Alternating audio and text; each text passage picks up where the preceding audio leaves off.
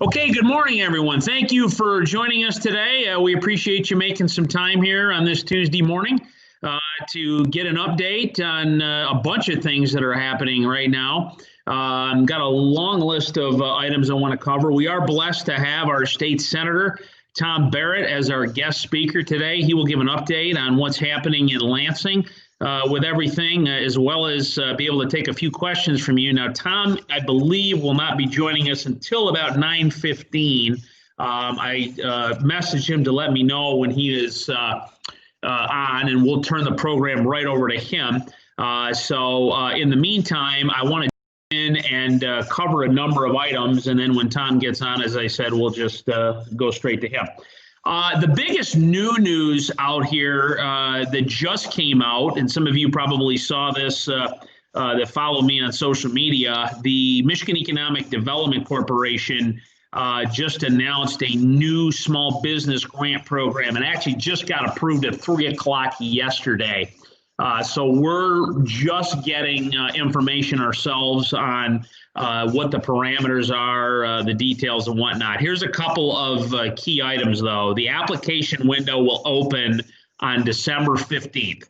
So we have a little bit of time for that, 2 weeks from today, actually, that'll be open. Our region, which is the I-69 Thumb region, that is going to be the how they break the money down by region.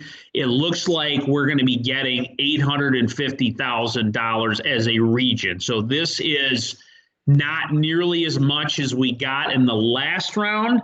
It's actually equal to the amount of money we got back in April. So some of you might remember there was a very small grant program back at the height of the crisis back in March. I think it started in late March, early April. And the amount of money at the time was about the same, $850,000. What that means for Shiawassee, we're probably going to receive a similar amount that we did that time, which was in the neighborhood of about 90, I think it was $91,000. So it's not a lot of money that's available. So I just want to, create a expectation level right up front. It's not going to be as much as the last round. Now, I will say it is a more narrow band of businesses that are going to be eligible. And probably the best way to think about it are the ones that have been most recently affected by the latest state orders that have not been allowed to open or been forced to close. So things like restaurants, social gathering places, movie theaters, fitness centers, all the ones that you're aware of. Those look like to be the ones that will be the qualifiers this time. So it does not look like things like manufacturing are on the eligibility list right now. So we are working on trying to get more details, trying to figure out how that administration is going to go. It will be another tool in the toolkit. So definitely stay tuned on that. I don't know if our MEDC rep, Tyler DeBravander, is on the call. Tyler gave me this information yesterday afternoon. Tyler, are you on the call at all? Okay. I was going to call on him if he was available to speak, but he's going to be a gateway for us. Many of you know Tyler, to get more information on what that is. So please stay tuned. As always, we will funnel that application process to you as we get it, but keep an eye out for it because it's going to be coming pretty quickly. I am going to be curious to see about any type of additional stimulus, and we'll actually ask Tom Barrett about that when he comes on. You might have seen the governor came out with a request for, I believe, $100 million for some type of stimulus funding, of which I'm sure a big chunk of that is for small business. Also going to be monitoring any federal programs that are out there. We all know this is something that is impacting us nationwide. My expectation is that there will be more programs available. I don't know what that looks like, if it's more PPP or what, but I would expect something is coming. Now, I am trying to get either our Congressman John Molinar or either or both of our senators on a call in the coming weeks to give you an update at the federal level about where things stand on that. I will tell you that PPP still has $130 billion sitting in it. right now. Many of you have got that money and certainly have put that to good use. There has been some talk that there might be a chance to take a second bite at the apple, a second round for those that continue to be impacted by the virus. So no promises on that, but just want you all to know, as always, we're going to continue to monitor all these state and federal resources to get you to try to get you as much information, hopefully get as much money here as possible. So I don't know if Tom's on yet. Once again, Tom, if you're on or when you get on, if he's on, please hit *6 and we'll call you in. Okay, a few other items real quick. You probably saw an email that we sent out yesterday. We are starting a child care assessment for Shiawassee County. So I've talked about this with some of you before. I might have mentioned on the call last week. We recognize the issue of child care is greater than ever for many of our businesses in this community due to all the schools going virtual. So we are committed as an organization to partnering with businesses, other nonprofits to try to address this issue. So part of what we need to do is gather data. We need to know from you, both for your own person, for your own families, but also for your employees, what are the issues out there? We need specific numbers, specific information, in terms of number of kids, ages of kids, hours of operation, price points, things like that, to help identify the specific demand. And we really have a threefold strategy with this assessment. Number one, we want to be able to give it to our existing providers so that they can look at opportunities for growth. Maybe they can expand hours. Number two, we want to be able to attract more providers to the community that might want to locate here from outside. And then three, if we can help local entrepreneurs start a child care business, we want to be able to do that as well. So please take a look at that email. Please fill it out. And also, please pass that along to your workers in your company. We really would love to have that information. And it's real quick. It's like a 5-minute survey. Shouldn't take too long at all. So wanted to mention that. A couple of other items coming up related to talent. We have a webinar, and this invitation will go out, I believe, today, maybe tomorrow, on something called Emerge Skilled. So Brent, I don't know if Lena Miller is on. Lena could talk about this. Maybe Brent, if you want to talk about it, what Emerge Skilled is and why employers might want to know more about it. All right. Am I unmuted? You're good, Lena. Yep, go ahead. Awesome. Emerge Skill is a app for your phone that students or young adults can use to help them be paired with an employer. The idea is it's kind of like a LinkedIn or Indeed matched with a dating app to make it a fun or trendy interface for those users. The school system is going to put a push behind this, but we'd like to see employers decide to be on. Emerge Skills is going to give the details at that December meeting that Justin mentioned. And the idea is hoping that you won't just be finding somebody for a job, but also helping to educate the community about the type of work your business does. Because students will be able to see this, it'll not only trickle down to their parents, but it will also maybe recruit them for the line of work that you are looking for. What did I miss, Justin?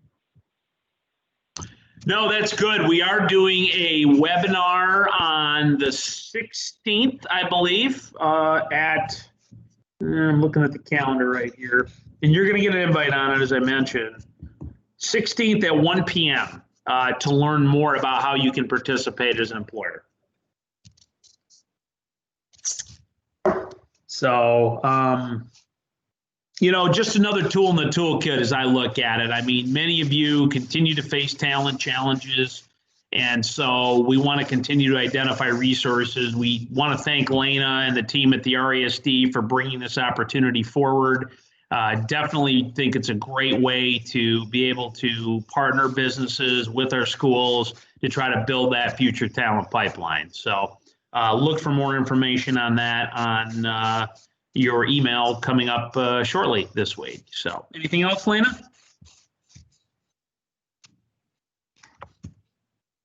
Okay, I think we're good. Okay, moving on. Tom should be joining us in any minute, and so we'll get going with him as soon as he gets here. A couple of other items to touch on. Actually, Brent, I'm going to call on you on this one. Can you talk about what we're doing with Consumers Energy right now and how businesses can do something with them? Yes, so you should have seen a fair number of postings now on social media. We're really trying to get the word out on this about some available tools from Consumers Energy as it relates to energy efficiency for your facility. There's a few different ways to engage it. There are virtual coaching services available through Consumers website. They can also have folks come out to your facility and do an evaluation, at which point they can make recommendations as far as where savings are available to you.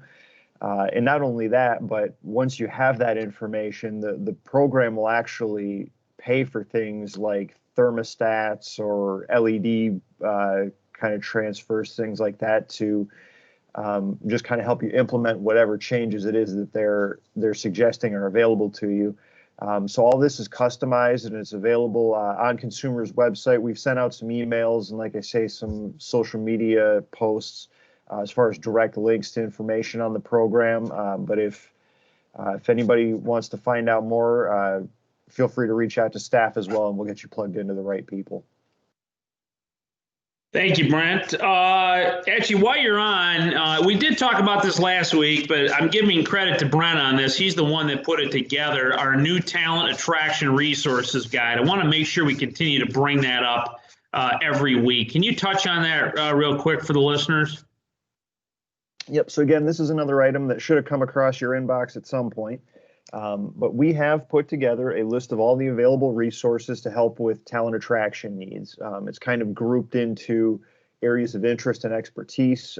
So it's anybody who works in the education realm, workforce development, temp agencies, things like that, as well as some marketing tools and avenues for how to promote your jobs and make sure you're getting the word out. So again, that's another thing you may already have. If not, let us know and we'll get that sent out to you at your request.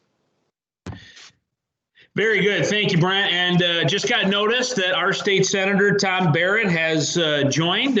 Tom, welcome.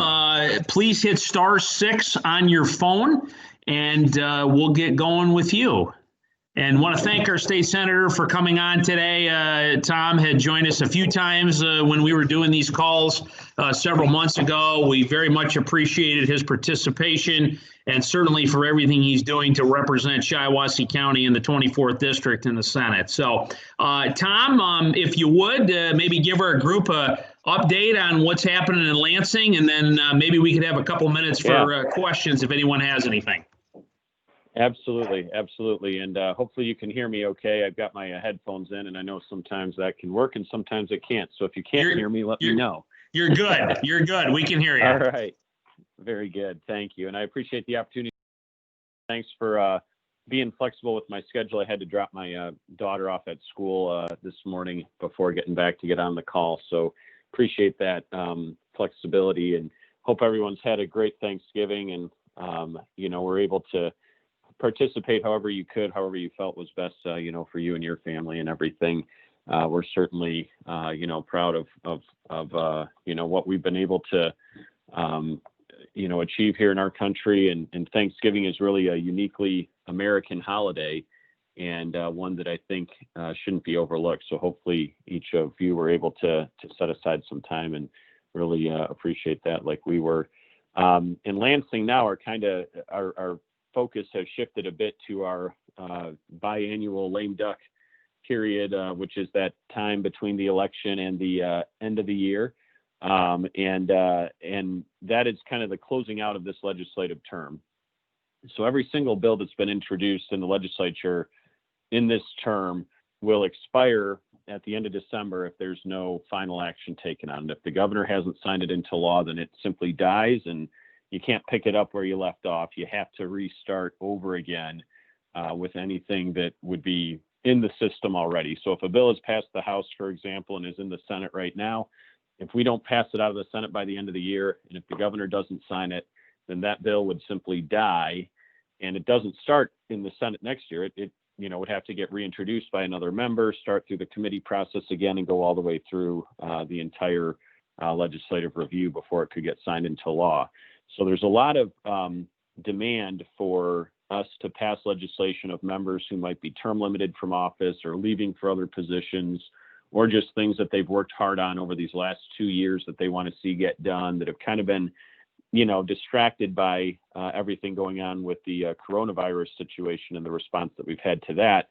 It's kind of allowed less time for us to dig into more of the nuts and bolts policy matters that we typically do in a given year. So there'll be a lot of demand for those types of things right now. I will say, in my conversations with the majority leader, he's kind of assured us that we're going to have a bit more of a lamer side of lame duck this year. It's been somewhat the last 2 sessions where I've been a part of this. We've had a session last till 4 or 5 in the morning on some nights, just trying to get bills through from one chamber to another so that they can be, considered by the opposite side or amended in one chamber or the other, and then it's got to come back to the other one. And I won't bore you with all of the procedural details, but it can get pretty lengthy what goes on, and some horse trading that takes place around, the leaders of each chamber saying, all right, well, we'll move this particular bill for this member if you can move that particular bill for another member. And a lot of that, kind of negotiation discussion that takes place. We do have an outgoing Speaker of the House. So typically when you have an outgoing member of a leader of a particular chamber, they usually have some priorities that they want to see. And so they'll probably be trying to get some of their stuff done. But in the Senate, we were not on the ballot this year. So we are basically returning with our full membership that we had, absent 2 members that left for county offices that they ran for. One ran for county prosecutor in Macomb County, and the other is going to be the Kent County treasurer. So we have 2 members leaving for those positions. But other than that, the full Senate will be returning next year. So there's less of that urgency, perhaps, to kind of get something done that you've been working on during your legislative tenure that you feel necessary to kind of leave your legacy behind or something to that effect. So we'll be moving some things I know related to coronavirus. We're going to be looking at, what we can do to continue to try and mitigate some of the risks associated with that. And then just one aside that we have, this is something that, a lot of people don't really put a great deal of thought into, and hopefully for good reason that they don't have to interface with this. But the sex offender registry in Michigan has been determined to be legally deficient in some areas by a judge that decided that there were aspects of it that were not enforceable. So we're going to have to go in and amend some of the conditions of the Michigan Sex Offender Registry Act. That's something that's obviously never a popular thing to take up legislatively, but because of the judicial decision on that, we now have to go in and amend the statute so that, again, we can, track people who need to be tracked and make sure they're registered and hold them accountable if they're not. Beyond that, I know that there'll be other things that pop up that are priorities for different members, as well as priorities for the governor that she'll probably be trying to push for. Many of you have probably heard about her $100 million stimulus that she wants to do. We're kind of short on the details as to what that would look like. One thing she wants is to permanently extend unemployment benefits from 20 weeks, which is current law, to 26 weeks, which is the, temporary extension that we've granted. She wants to make that permanent.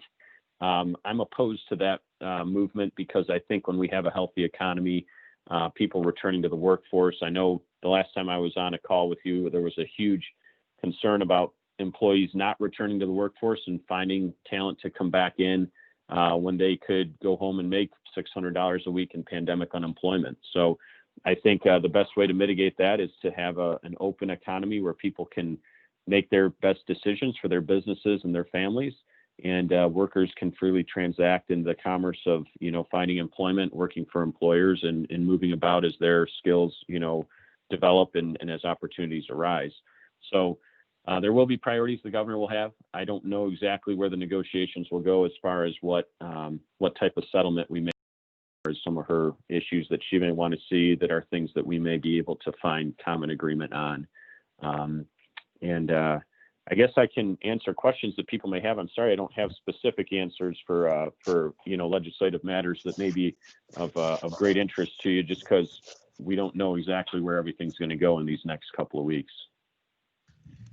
Thank you, Tom. I do have a question I want to kick off with, but I'm sure some listeners have some questions too. So if you do have a question, certainly hit *6 on your phone and then ask it. I do want to kick it off, though. Obviously, as you know, we're in a 3-week pause right now. Many businesses are not able to operate, restaurants, sit down, things like that, movie theaters, whatnot. We don't know what's going to happen, obviously, with the virus and what's going to occur over the winter. Hopefully the vaccine will kick in here. But, what are your thoughts on that? What are you hearing in terms of extensions of that, of the pause? Any insight you can share? Yeah, I wish I could tell you that the governor consults with members of the legislature when she's making these decisions. Unfortunately, this current 3-week pause, shutdown, whatever you want to call it, that we're in right now, we were given no notice whatsoever. And I didn't even find out about it until the media was starting to circulate reports that this was about to happen. And then I got a hold of our majority leader, and he didn't hear anything until, I believe, after the county health departments had already been briefed by the Michigan Department of Health and Human Services. So the Michigan legislature and the legislative leaders, and as Republicans, we're in the majority of both the House and the Senate. So the ranking leadership of both the House and Senate were left in the dark as the governor was making this decision. And myself, I'm not the Senate majority leader, so I'm probably even less on the call ahead list for what's going to take place, because frankly, the governor and I have had a bit of an adversarial relationship this year in regards to a few things.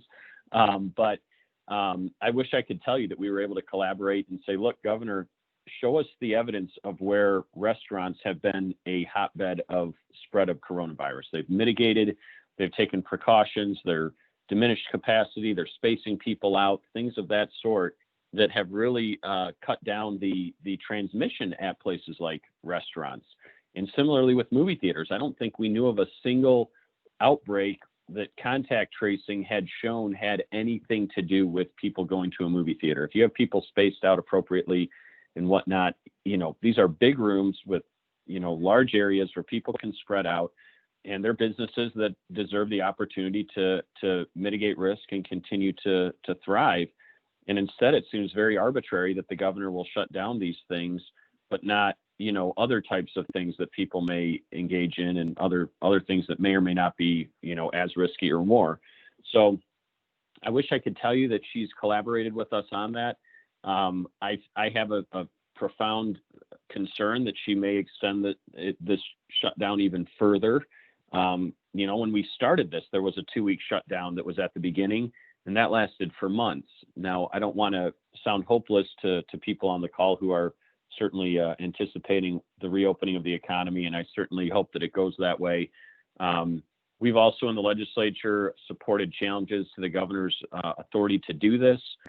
There are a number of lawsuits pending that challenge that specific authority under law, and we got to just kind of see where those go. And in the meantime, encourage folks that if they decide to challenge some of these things, then there's pretty sound legal arguments as to why you could challenge it.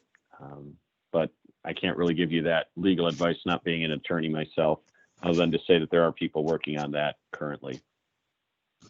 Thank you, Tom. I do have a follow-up on that, but I want to open the floor. Does anyone on the call have a question for our state senator, Tom? Anybody have a question?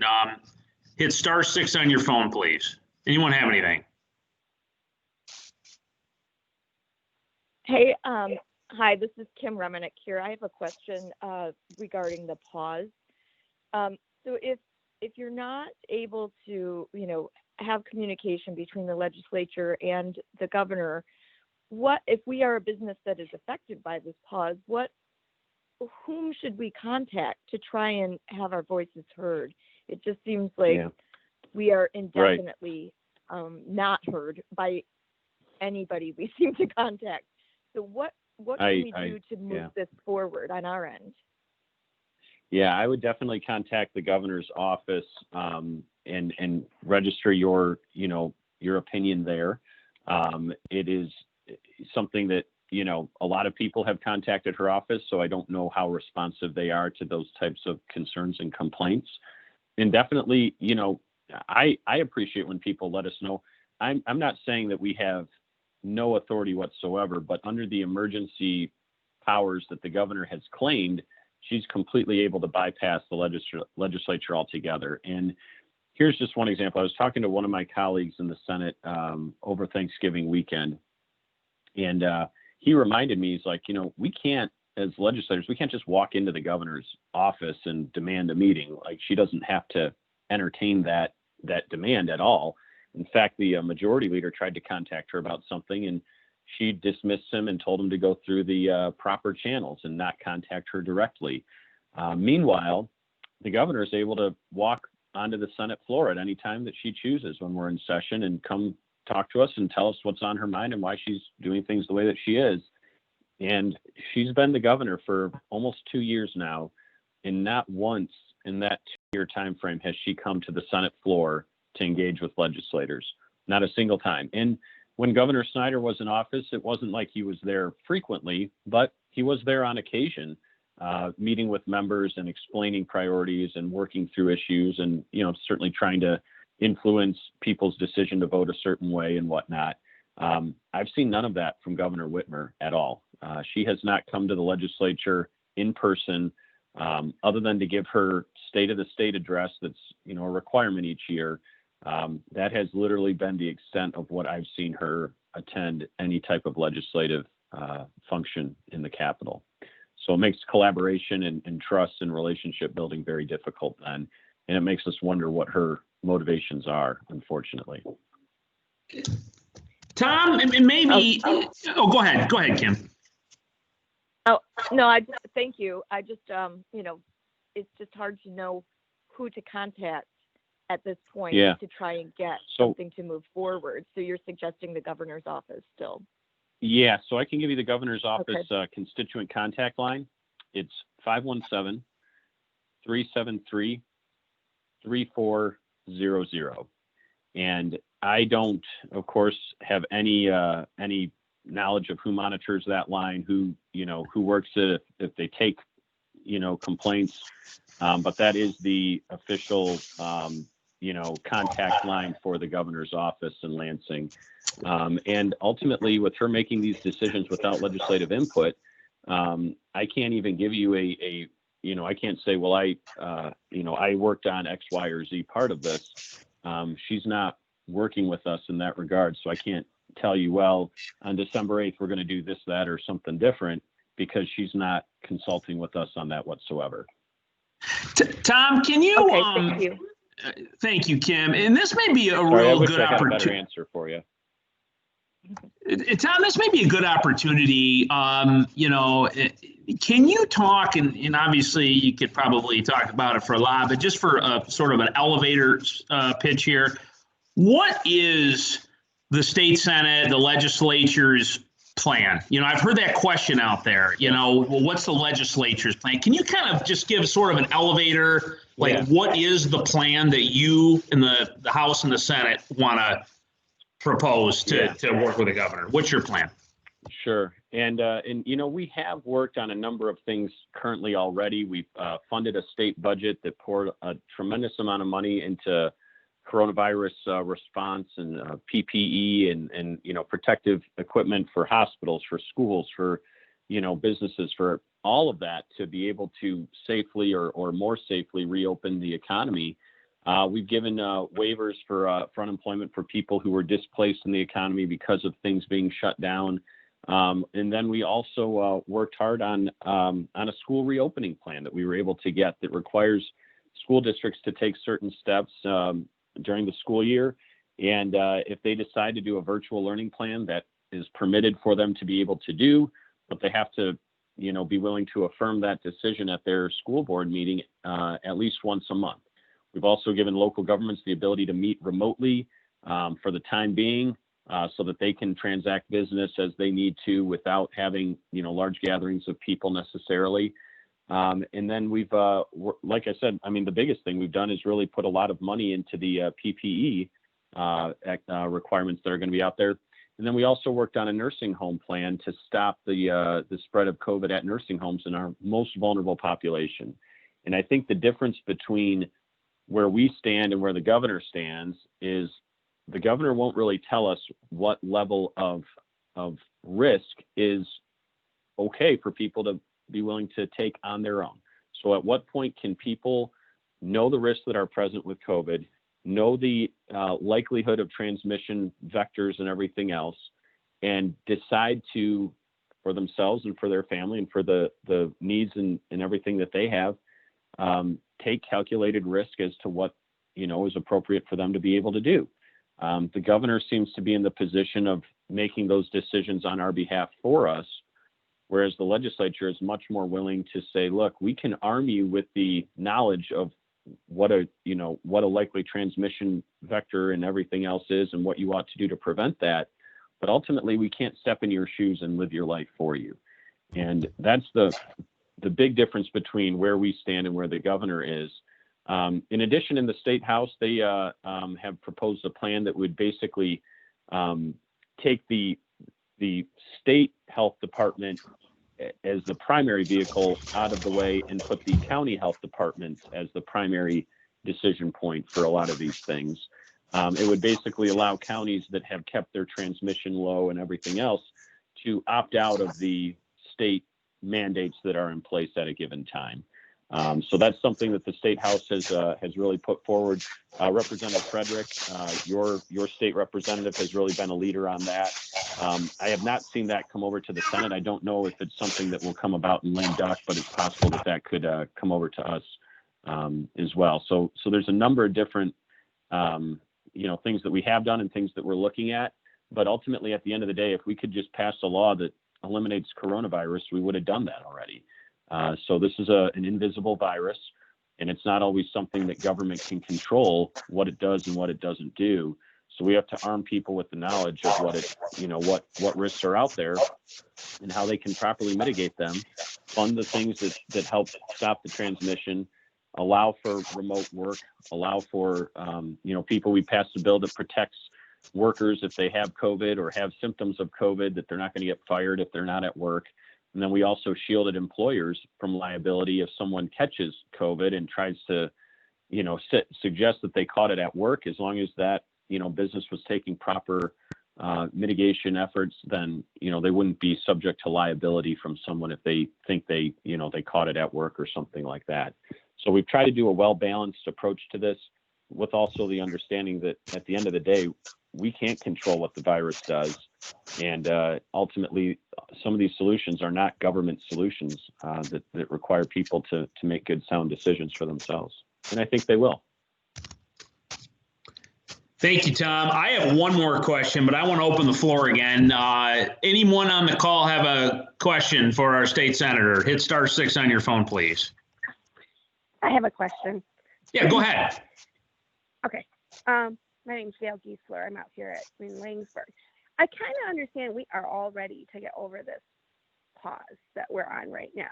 But I kind of wondered your opinion. Do you feel like we have some framework set up so that I feel like the governor has a lot of power and she doesn't want to keep people informed? So going forward, do you see some framework getting put in place, I guess, to mitigate that and still have where someone has powers to make decisions when there are emergencies, but also maybe that one person that has that? Yeah, and that's a great question. We actually have a couple of different emergency powers laws in Michigan. One that was set in place in 1945, that was the one that was recently struck down by the Michigan Supreme Court, that basically gave an unlimited amount of authority to the governor to declare an emergency and hold that state for as long as he or she chose to do. It had never been really utilized to the extent that Governor Whitmer had been using it for this situation with coronavirus, but it was a law that was on the books that she then used to her benefit for that purpose. We also have a 1976 Emergency Management Act that does give broad authority to the governor in an emergency, but it requires the legislature to step in and reaffirm that every 28 days, or to extend that power beyond 28 days. The governor could declare an emergency. You know, imagine if there was a tornado, right, like came through Shiawassee County a couple of years ago, if that were a statewide situation, if there was, you know, a terrorist attack on our state, if there was, you know, any number of different things, a governor could declare a state of emergency. But once 28 days had lapsed, then it was on the legislature to decide whether or not to extend that or not. We are, of course, in favor of retaining that law. We think that it's appropriate to have emergency powers, but to provide some level of input for the legislature to step in and have a role in that, have the collaborative discussion. The governor's been unwilling to meet us there. This Michigan Supreme Court struck down that law and the 1945 law.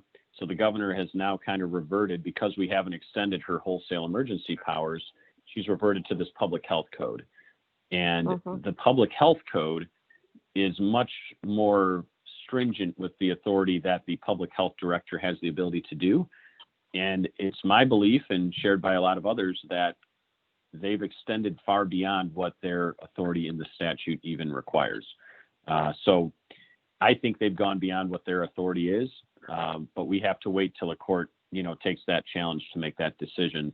But really, it's very simple. The public health code says that the director can prohibit gatherings for any reason and establish rules to be followed for the continuation of essential public health services.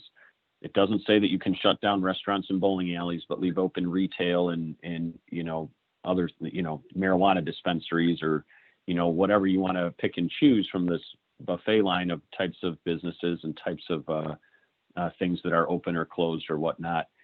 In a true, you know, really serious Ebola type scenario, the director of public health would be able to prohibit gatherings for any reason, for, you know, any gathering at all. But the statute does not say they can pick and choose types of gatherings. They can allow 10 here and 50 there, or this amount outside, this amount inside. You have to wear a mask here, but not there. Those are not things that the public health code really allows for. And I think that that will hopefully get decided by the court in that fashion. And then going forward, as we craft our state budget, we can try and put strict, you know, basically strings attached to funding that requires the release of information. And the governor was using this sole exclusive emergency power under her authority when we passed our last state budget. And it wasn't until the Michigan Supreme Court struck down that law a week after the budget was implemented that it all reverted to the public health department. In addition to that, though, we do have our coronavirus pandemic special committee that's been formed in the House and Senate, and they have subpoena powers to bring people in to, you know, interview witnesses, and the director of the Michigan Department of Health and Human Services has been in front of that committee a couple of times in a pretty underwhelming way. And then the last thing I'll point out is the director of Health and Human Services is not a physician. He's not got any medical background. He's not a public health expert. He's not an infectious disease expert. He's an attorney. And his background is in political activism, not in infectious disease or public health. And the governor appointed him to that position mostly for the human services, welfare types of benefits programs, as to why she appointed him to that position, not for his public health expertise. And these departments are combined under one umbrella, into Health and Human Services. And he's been kind of thrust into this spotlight making these decisions. And he's not, in my opinion, qualified at all. He's not a public health expert. He's not a physician. He's got no medical background. And his background is in, you know, political activism as an attorney. So it's a very concerning thing, no doubt. Thank you. Thank you, Tom. I'm going to ask my final question, then I'll do a final call to the audience. A federal question. I know you were in D.C. recently, Tom. I'm not going to ask you to talk about how all that conversation went, but I'm curious, based on what you heard or even since then, what is the likelihood of more stimulus coming to Michigan from the federal government? Yeah, thank you. I did meet with President Trump the Friday before Thanksgiving, so about a week and a half ago now. And we did ask him about, the potential for another stimulus, and he was supportive, but said that the current leadership in the House, Speaker Pelosi and her leadership, had been unwilling to kind of meet them halfway. I think the U.S. House had passed a, $2-3 trillion plan or something like that was, had a lot in there. And the Republican Senate Majority Leader and the President and his administration were much more in favor of a more targeted and, perhaps a little bit more frugal type of stimulus to have that might be more well suited for what our needs are right now. But the president was, he was supportive and was willing to look at that. One thing I would be cautious of, in Michigan, we've made very tough choices to balance our budget and pay down debt and try to put down long-term liability that we have in our state by shoring up different retirement funds for employees of the state and local governments and everything. And we're on a trajectory now to pay down some of that debt. And some of these other states have not made that type of tough decision. And they're now looking to the federal government to basically bail them out, using the coronavirus as an excuse as to why they can't fund their operations. And for many of these states, they've not made good decisions the last several decades, and they now want the federal government, so they want you and I to step in with our federal tax dollars that we pay to bail out their decisions that they've not been disciplined to make. Meanwhile, in Michigan, we've made tough decisions. We've, looked at the trajectory of our debt and how we're going to pay for things and our tax revenue and everything else. So we've had to make funding priority decisions, and we should not have our tax dollars going then to pay off bad decisions in other states. It wouldn't be fair to our taxpayers, and it's not something that I support. And it sounds like the United States Senate and the president and his administration are aware of that concern, and hopefully we'll keep that from happening for some of these states that haven't managed themselves as well as we have in Michigan. Thank you, Tom. And the one comment I'll make on that, I brought it up at the start of the call. Rather than additional appropriation, there is about $130 billion still left in the PPP money, which was the single biggest benefit to Shiawassee County small businesses. We ended up getting over $60 million into Shiawassee County from PPP. So one of, and I once again know it's a federal issue, you don't have control over it as a state senator, but if you have any influence, there's talk that maybe that could be repurposed so that companies that are still struggling, including many on the phone here, could get a second bite at the apple, maybe a second round of PPP funding. So that money is already there. No more needs to be appropriated. So if you have any chance to put in a good word with any federal, please do so. Yeah, and definitely Congressman Molinar is a fantastic, top-notch congressman, does a great job representing Shiawassee County. And when I speak to him next, I'll bring that up. And I'm sure he's probably already heard from many of you on that. And it might be worth reminding him of that as well as something that, could be a good thing. And if I could ask a question too, is the biggest hardship right now related to the governor's health department orders and executive orders and the slowdown and everything else, or is it still the lack of ability to bring people back into the workforce because of the, pandemic shutdown and benefits? I know a lot of those have been exhausted, but there's still this, kind of patchwork of benefits that people are able to get. And I think the last time I spoke with you, the biggest issue seemed to be this feeling that people were not going to return to the workforce and the, the stress and hardship that comes with that was going to be, significant. Sure. Well, and I'd certainly welcome anyone on the call to jump in. Here's what I'll tell you from my perspective. Obviously, those businesses that have been directly impacted by the latest pause, there's grave concern there, the restaurants, things like that. We know that. Now, we deal a lot with the industry. They have not been as directly impacted. So the workforce issue remains a top concern. attracting workers. The great news is a number of our factories are still doing very significant hiring, which is beautiful. Probably the one thing I've seen in the last few weeks that has really popped up is as more people get tested, more people get the virus, people are having to quarantine. And not only the people who get the virus, but following health department guidelines, people that were near those folks would have to quarantine as well. So a number of our employers are going light, or in some cases have had to shut down temporarily simply because of the quarantine rules out there. So that's my perspective. I don't know if anyone on the call wants to add to that.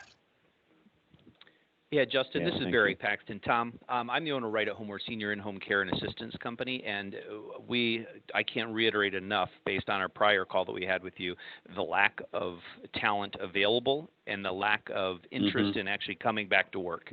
That is a huge problem. I mean, literally, we probably have 40 to 50 seniors right now that need our assistance, and we cannot find enough employees, not just qualified, but just employees in general. We have companion care, we have homemaker services, and we cannot find enough team members because the benefits remain so attractive for many people, and it's just challenging. We work with Michigan Works. We're working with a number of organizations. We're trying to do on-the-job training, the Going Pro Training Fund. We're trying to get some grants as well. But at the end of the day, many people are just choosing not to work. And now they've been off for 3 or 4 months, and this is like a permanent vacation. And unfortunately, our governor wants to extend that, for maybe another 6 months, maybe a year. Right. Yeah. Yep. So we're having a tremendous problem. Yeah. Thanks for bringing that up. And I can't imagine the stress and hardship that comes from trying to make those business decisions when basically you're competing against the government, right? And completely. You're willing to pay people for a job, for them to come in and work and do a fair day's work for a fair day's pay, and instead you have the government competing against you to have people stay at home, and that's such a market distortion that it's just, you can't live that way forever. You can't do that for very long even. And I'm concerned. I mean, when we started this, we were supposed to be flattening the curve, and everybody was on board with that. And we all did our part and flattened the curve and everything else. And then it became, well, now we're going to extend it out further and further. And basically we've gotten to the, slow boiling of the frog, where we're not going to retool the economy until the vaccine is fully implemented. And even Dr. Fauci said, a week or two ago, he's like, well, even when the vaccine is out, people are vaccinated at the rate that you need the population to be vaccinated at. We still need to wear masks and social distance and do all these things for an indefinite period of time, because, the vaccine is only 90 to 95% effective. So you could be in that 5% of people that it's not effective for. And I think at some point we have to say, look, we're willing to take that risk.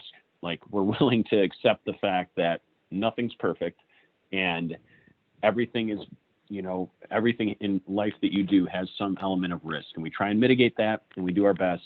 But at the end of the day, the government can't live your life for you, and the government can't run your business for you. You have to be able to do it yourself, and people have to know what they're getting into, know the risks that they're taking, and make good decisions as a result of that. Thank you, Barry. Anybody else want to jump in? I'm going to do a final call. It's 9:52. I want to be respectful of everyone's time. Anyone have any final comments or questions for our state senator, Tom Barrett? Hi, I'd like to just chime in again. Go. I'm sorry. Hey. Go ahead. Go ahead. Just to chime in on what was just said, I own the Kim's Dance Dynamics here in Owasso, and we were closed for 6 months along with a lot of the gyms. And then we were just able to reopen in September, and now we're part of this pause.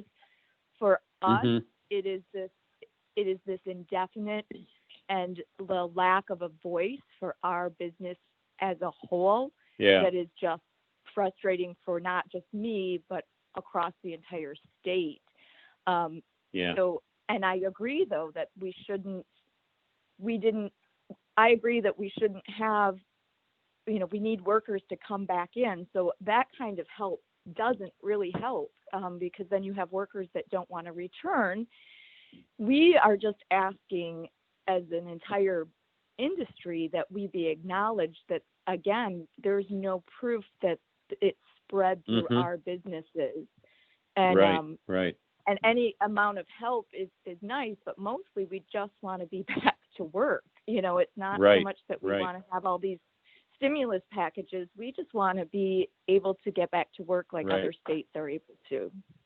Right. Thank That's you. what yeah, thank you. And thanks for what you're doing. I got asked by a Detroit news reporter, you know, what I thought about this stimulus plan the governor had. And I said, look, I'm all in favor of giving people their tax money back at any opportunity we have, but I'd much rather just let people go back to work. Like, let people go back to work and live their lives and make their own decisions. That is the best thing we can do for the economy. You know, that's the best stimulus we can have too, is just let people go back to work. Tom, this is Cindy Sanders. I just have a question. Is there a contact number or email that we want to reach out to you, that we can reach out to you? Sure, absolutely. So my office email is Sen T Barrett, so SEN for my first initial T and then my last name Barrett, BARRETT, at senate.michigan.gov. And that's, you got to write out Michigan. You can't abbreviate it. So that's, you can blame the government efficiency on that. So that is my office email.